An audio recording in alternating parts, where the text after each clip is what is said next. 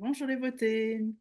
Cela est spontané parce que ce matin, et ça fait plusieurs temps que, il y a quelque chose qui me titille, j'avais envie de partager avec vous cette notion, que l'on peut vivre alors dans le corps médical, mais quand même c'est une injonction assez sociale, qui est hyper violente pour notre corps et qui est une forme de déni.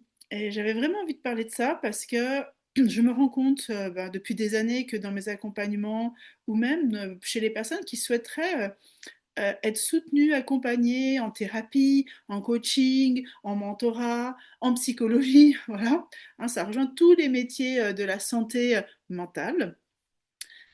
Cette injonction qu'on entend, c'est dans la tête. C'est psychologique. Ok, donc si c'est psychologique, c'est que c'est pas réel. J'en suis sûre que ça vous parle. Et moi, je le vois dans mes accompagnements depuis des années, ou même dans les conseils que je peux donner des fois, dire à des personnes, faites-vous accompagner, allez chercher du soutien. euh, vous avez besoin peut-être d'aide, ou vous avez des challenges, des difficultés, hein. Il y a une réticence parce que quand c'est psychologique, c'est soit on est fou, hein, ça veut dire que non, je suis pas fou, j'ai pas besoin d'un psychologue, soit c'est que ça n'existe pas. Mais quelle violence pour notre corps! Si c'est si c'est dans la tête, si on ressent des choses, si on a des pensées, c'est bien notre corps qui les fabrique. Donc c'est psycho-corporel. Ça peut être psycho-énergétique. Mais c'est bien là, en fait. Ça existe, c'est des choses qu'on ressent. Après, il faut les associer, donc cœur, corps, tête, toujours. Si c'est que dans la tête, ça, on rumine et tout ça, oui, il faut revenir dans le corps, ressentir, ok, j'ai cette pensée, j'ai cette sensation, comment elles vont ensemble, elles s'harmonisent. Mais ça existe. Et oui, j'avais envie de faire un live juste sur ça parce que c'est là la folie. Pour moi, c'est là la folie, c'est là le danger. C'est qu'il y a quelque chose qui est rejeté. Chez les femmes, c'est très connu avec les syndromes prémenstruels, quand on va chez le médecin, qu'on dit qu'on a des douleurs et tout ça. Celles qui ont des forts syndromes prémenstruels, elles connaissent ce truc, oui, c'est dans la tête, allez. Ou au pire des cas, à l'inverse, c'est, ah ben, t'as tes règles, t'as des émotions. En fait, c'est rejeté. Dès que ça touche au subtil, aux émotions, au non visible, au non palpable, c'est soit jugé, soit évincé. Et mais quelle horreur! Mais quelle horreur! Parce qu'on passe son temps à réhabiliter ça. Ça veut dire que les personnes, tous vous et moi j'ai aussi eu à réhabiliter cette partie subtile en moi, on nous a donné l'injonction comme quoi notre monde subtil, ce qu'on ressent, ce qui ne se voit pas, je ne crois que ce que je vois, c'était pas réel ou c'était dangereux, on était fous. Et moi, je suis sidérée et j'ai peur de cette croyance, je vais être honnête, parce que cette croyance, elle emmène vers c'est là où on emmène vers une santé mentale déséquilibrée, non prise en charge, non reconnue, hein. Regardez dans notre société, on ne prend pas en charge rationnellement, du coup, concrètement, la santé mentale. Elle est évincée, parfois cachée par des médicaments. Et attention, je ne dis pas ce qui est bien, hein, c'est toujours les extrêmes pour moi qui m'inquiètent. Tout ce que l'être humain a créé a une utilité. On a le droit des antidépresseurs, on a le droit d'avoir notre cerveau qui fonctionne avec du dysfonctionnement, voilà. Pourquoi? Euh, Est-ce que c'est biologique? Est-ce que c'est physiologique? Est-ce que c'est environnemental, sociétal? Notre milieu familial qui a fait qu'il y a des zones de notre cerveau qui n'ont pas pu être développées? Parce que l'environnement familial génère des manques d'apprentissage, des manques de développement de nos compétences naturelles. Et puis il y a toute cette société qui juge le cerveau et l'intelligence. Hein, l'intelligence, elle est dans un cadre, mais en fait, nous sommes 8 milliards d'êtres humains sur Terre, il y a 8 milliards d'intelligence, de formats d'intelligence. Puisque nous sommes uniques, nous avons créé notre propre potion d'intelligence. Donc cette notion que c'est dans la tête et que si c'est dans la tête, c'est soit je suis fou, soit ça n'existe pas, c'est hyper violent, ça vient toucher, vous voyez, hein, l'arborescence que ça vient toucher dans nos croyances, dans nos conditionnements et du coup dans votre façon de vivre votre vie et d'accueillir de vos ressentis, d'accueillir ce qui est subtil, d'être à l'écoute de votre corps. Euh, et ça, c'est très inquiétant. Ça, c'est inquiétant. Ça, c'est violent. Voilà. Parce que fait une personne en général qui va du coup avoir euh, des informations de son monde subtil, elle va juger ce qu'elle ressent. Ah non, c'est pas bien, je ne devrais pas penser ça, je ne devrais pas ressentir ça. Et viennent les pulsions. C'est comme ça que viennent les pulsions, parce que les programmes dans nos cerveaux rejettent une partie du programme. C'est comme si vous disiez, bah, ma main, elle me sert à rien, je ne veux pas l'utiliser, c'est de la connerie, c'est inutile. Ben, bordel, vous allez avoir quelques soucis. Hein. Demandez aux personnes à qui il leur manque un membre, alors ils savent s'adapter, mais c'est challengeant dans la vie. Hein. D'accord. Donc là, on est en train de dire, tout ce qui est lié au subtil, on le met à la poubelle. Et on a créé des croyances hyper violentes. Mais c'est de la violence, je ne dirais pas un autre mot. C'est violent. C'est de l'auto-jugement, c'est de l'auto-rejet, puisqu'on se dit, une part de nous est mauvaise. Et j'en suis sûre que il y a plein de moments où vous avez ce sentiment que vous avez un problème, où vous êtes une personne pas bonne, malsaine, mauvaise. Et ça vient de là. Du jugement d'une part de nous, et souvent du monde subtil, ou de notre mode de fonctionnement qui est différent des autres. Mais dans le corps médical, dans le monde de la santé, il est très grave que la médecine allopathique vienne juger les parties qui sont dans la tête. Voilà. Par contre, il faut trier, attention. Nos émotions ne peuvent pas nous contrôler, comme notre rationnel ne peut pas nous contrôler. C'est bien le fonctionnement de notre monde subtil et de notre logique, de notre connaissance et de notre compréhension des choses, qui va venir répondre au monde subtil et toutes les informations qu'on reçoit qui ne se voient pas, qui sont, je dirais, si je mets un pourcentage, hein, pour moi, ce qui est rationnel, matériel, c'est 1 tiers, et les 2 tiers, c'est que du subtil.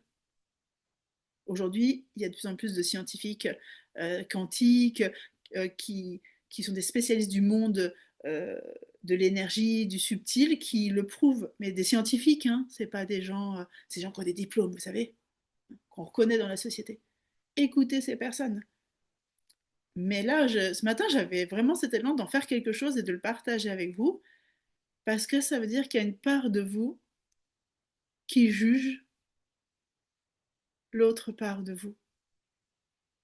Et du coup, où est l'amour de soi? Alors on peut s'aimer d'une part, mais si on n'aime pas l'autre part, comment on peut être en pleine vivance? Comment on peut être en pleine euh, réalisation de soi?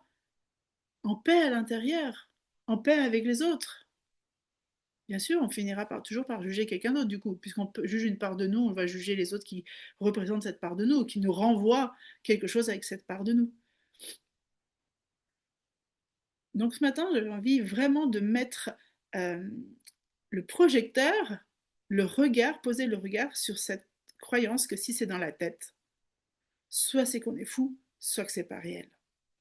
Si c'est quelque chose que vous pensez, que vous ressentez, mais qui n'a pas de preuve, et que même un spécialiste vous dit non, bah, je vois pas ce qu'il y a, si vous le ressentez, cherchez jusqu'à trouver une réponse. Allez de partout, dans plein de domaines, de l'allopathique à l'holistique, faites-vous plaisir, faites des analyses, allez faire des tests, kinésio, faites ce que vous voulez, essayez de trouver une réponse. Parce que votre corps est en train de vous dire quelque chose, coûte que coûte. Et que si vous n'avez pas encore de la réponse, même chez des spécialistes, même dans le monde holistique, si des thérapeutes, des psychologues ne vous donnent pas une réponse qui apaise, ça veut dire que cette personne n'avait pas le message pour vous, n'avait pas le, la connexion qui vous permettait de comprendre. Ne vous prenez pas la tête non plus, hein, mais déjà dites-vous que c'est réel en vous. Après, il faut juste trouver une réponse que votre corps est en train d'essayer de vous transmettre. Et il y a tellement d'informations que ça peut être complexe. C'est comme les personnes qui ont des douleurs, hein, très longtemps. Il y avait des personnes qui avaient des douleurs et les médecins disaient ah, bah, c'est dans votre tête. Pourtant, quand quelqu'un, les maladies rares par exemple, hein, ça arrive très souvent que des gens ont des maladies rares et s'ils n'ont pas les bonnes connexions avec les professionnels, on va dire ah, c'est dans votre tête. Jusqu'au jour où on dit ah, c'est telle maladie. Par exemple, moi, quand j'ai découvert la neuroatypie, très longtemps, je me suis dit, ah mince, ça c'est dans ma tête, c'est un problème, je sais pas, hein, je le disais moi-même, puisque comme je ne le comprenais pas, je ne pouvais pas y mettre des mots. Et le jour où j'ai entendu la première fois le docteur Revol en conférence parler des neuroatypiques, je faisais des bonds sur le parking. Je pleurais. J'avais la réponse à ce qui se passait en moi.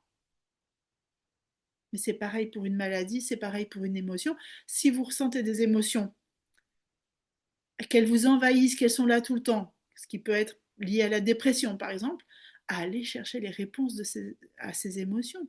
Allez voir une thérapeute, une psychologue, une spécialiste des émotions. Hein, il y a tellement de méthodes maintenant pour aller chercher qu'est-ce que votre corps a envie de dire de vous et vous faire rappeler ça et vous libérer. Voilà. Donc non, rien n'est dans la tête. Et si c'est dans la tête, c'est que c'est réel. C'est qu'il se passe quelque chose en fait. Il se passe quelque chose. Le corps n'envoie jamais une information qui ne sert à rien. Il est une technologie tellement incroyable et complexe qu'aujourd'hui, on n'a toujours pas tous les codes. On n'a pas les codes encore. Et surtout, nous n'avons pas d'éducation à tous ces codes. Nous sommes encore dans une société binaire. Mais ça se termine. C'est la fin de ce monde-là. La preuve, même les gens qui sont dans le mental avancé, à un moment dans la vie, ça craque. Le burn-out est le cadeau de notre société et je sais combien c'est un moment difficile à vivre. Hein, je ne juge pas et dénigre pas ce qu'on vit quand on est en burn-out, mais pour le corps, c'est un cadeau qui dit stop, t'oublies une part de toi. Et si vous parlez aux gens qui ont dépassé un burn-out, c'est toute une remise en question de leur vie. La plupart ont changé énormément de choses dans leur vie. Voilà. Parce qu'il y a des parts d'eux qu'ils n'écoutaient pas. Donc j'étais en arborescence, hein, vous me connaissez, mais c'était vraiment ce truc, si c'est dans votre tête, c'est qu'il y a quelque chose qui parle. Et ne pensez pas que c'est un problème. C'est juste quelque chose que vous n'arrivez pas encore à comprendre. Et parfois, il faut passer par des chemins alambiqués pour le comprendre. Parce que notre société n'a pas encore toutes les connaissances de l'intelligence du corps. Et n'a pas encore tous les connexions et les canaux qui se relient. Notre cerveau n'a pas été modelé là-dessus. On nous a modelé, et même quand on est neuroatypique, nous avons été modelés à séparer le cerveau gauche et le cerveau droit, alors qu'en fait, si je vous parle, si je suis vivante, c'est parce qu'ils travaillent ensemble. Par contre, dans notre quotidien, on a appris à mettre des cases. Et ça, c'est ça le pire. Voilà. Donc, je m'arrête là pour ce qui est vivant pour moi. J'avais vraiment envie de partager autour de ça. Si vous voyez en replay, n'hésitez pas à me dire comment ça vibre pour vous, comment c'est à l'intérieur de vous quand je dis ça. Et, et je vous invite à rejoindre mon canal ou mon groupe, alors mon canal Telegram, mon groupe Facebook Leader de Soi. Le dimanche 18, je vais ouvrir un espace miroir de soi justement pour aller se connecter à son corps, pour que vous puissiez découvrir toute la puissance de mon outil et de comment connecter son âme et revenir dans son corps est puissant, qu'on peut le faire rapidement, qu'on peut donner sens très rapidement à tout ce qu'on vit. On n'est pas obligé de passer non plus à des années et des années de thérapie ou de psychologue. On peut déjà par le corps aussi entendre des choses. Ça ne veut pas dire qu'on peut tout faire tout seul, mais on peut se connecter. Et moi, j'ai vraiment cette capacité à aider la personne à relier l'âme au corps et à mettre sens.